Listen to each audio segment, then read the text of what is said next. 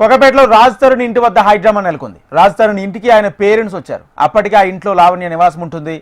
ఇప్పటి వరకు కిరాయి ఇంట్లో ఉన్నామని, సొంత ఇంటిని వచ్చామని చెప్తున్నారు రాజ్ తరుణ్ తల్లిదండ్రులు.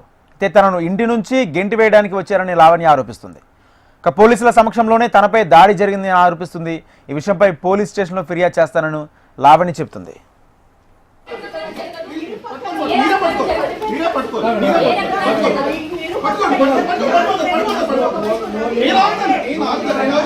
వాళ్ళకి ఇంట్లో ఉండగా ఏమైనా జరిగితే అంత లావణ్యనే కారణం.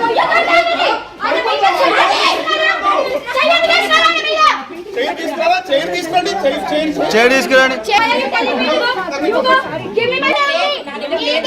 నీ దగ్గరే ఉంది.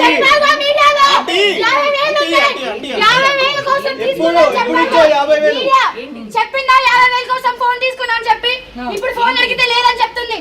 ఏది ఫోన్ ఇవ్వమని చెప్పండి. ఇప్పుడు 50,000 ఇస్తా ఫోన్ ఇవ్వమని చెప్పండి. దయచేసి పోలీస్ స్టేషన్ కి వెళ్దాం. వద్దు పోలీస్ స్టేషన్ నీకు కావాల్సిన 50,000 నేను ఇస్తా. 50,000 నా డేటా, నా ఫోన్, నా each and every single photo తో సహా నా అన్ని నాకు కావాలి. 50,000 నేను ఇస్తా. Every photo, each and every mail ID, each and every account you have to give me back.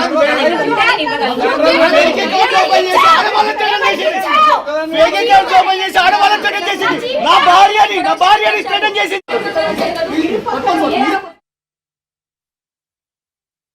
ఏం చేయాలో తెలియక ఇక్కడ కూర్చున్నాం.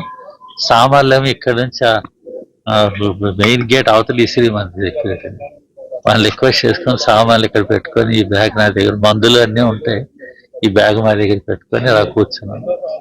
ఈలోగా ప్రెస్ వాళ్ళంతా రాడు మాట్లాడడం.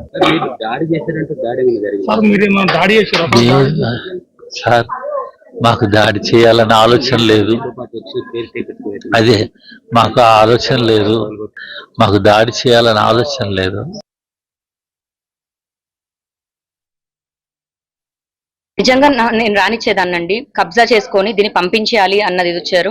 మీరు నిజంగా సెక్యూరిటీ చూశారు, అందరూ చూశారు. నన్ను ఇంట్లో నుంచి గేట్ వరకు లాక్కొని తీసుకెళ్లారు. మాట్లాడడం జరగలేదు, దాడి జరిగిందండి. కంప్లైంట్ ఇప్పుడు ఇవ్వడానికి వెళ్తున్నాను. మాకు సీసీటీవీ ఫుటేజ్ కూడా వస్తుందండి. కంప్లైంట్ ఇస్తాము ఖచ్చితంగా. దీని వెనకాల ఇప్పుడు ఎంతమంది ఉండి ప్లాన్లు ఉన్నారు వాళ్ళందరినీ కోర్టులో కేసు ఉంది, కోర్టులో ప్రూవ్ చేసుకోవాలి. ఒక్కదాన్ని ఉన్నానని దాడి చేయడం అయితే కరెక్ట్ కాదు.